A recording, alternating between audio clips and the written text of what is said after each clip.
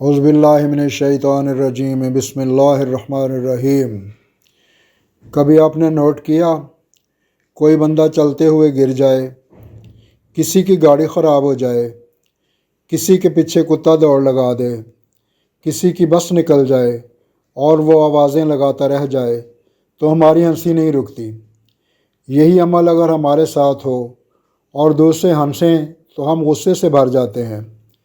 گویا ہنسنے کے لیے کسی کا ذلیل ہونا لازمی امر قرار پا چکا ہے۔ یہی رویہ ہماری زندگی کے ہر پہلو میں نظر آتا ہے۔ ہمیں اپنے سکھ سے اتنی راحت نہیں ملتی جتنے کسی کے دکھ ہمیں سکون دیتے ہیں۔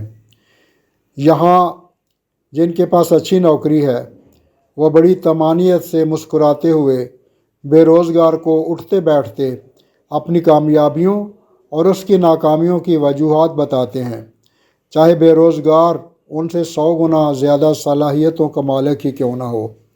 ہم وہ لوگ بن چکے ہیں جو کسی بھوکے کو دیکھتے ہی اپنے لیے کھانا منگوا لیتے ہیں۔ ہم اپنے خاندان کے ساتھ گاڑی میں اے سی آن کر کے جا رہے ہوں تو ہمیں سڑک پر اپنے بیوی بچوں کا بوجھ اٹھائے سائیکل پر جاتا ہوا غریب آدمی بہت لطف دیتا ہے۔ ہمارے سامنے کسی کمزور کو مار پڑ رہی ہو تو ہم بڑی دلچسپی سے اسے دیکھتے ہوئے مسکرانے لگتے ہیں۔ ہم اپنی کامیابیوں کو اپنا حق سمجھ کر لطف اندوز ہوتے ہیں اور لوگوں کو محنت کرنے کے مشورے دیتے ہیں۔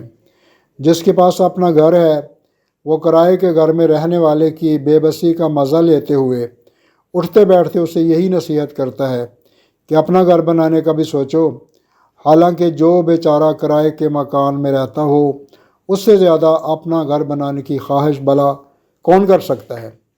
کبھی غور کیجئے گا، کسی کی گاڑی یا موٹر سائیکل نہر میں جا گرے تو نکالنے والے کم اور تماشبین زیادہ جمع ہو جاتے ہیں، لیکن کبھی ایسا بھی ہوتا ہے کہ ہم اذیت میں ہوتے ہیں اور مسکرانے کے لیے پورا زمانہ۔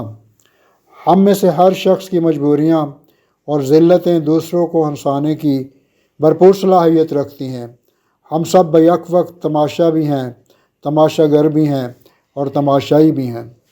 ہماری ویڈیوز کو دیکھنے کا بہت زیادہ شکریہ، اور ہماری آپ سے گزارش ہے کہ ہمارے چینل کو سبسکرائب کر لیں تاکہ ہماری اپلوڈ ہونے والی ہر نئی ویڈیو کا بر وقت نوٹیفیکیشن آپ کو ملتا رہے۔ جزاکم اللہ خیر۔ السلام علیکم ورحمۃ اللہ وبرکاتہ۔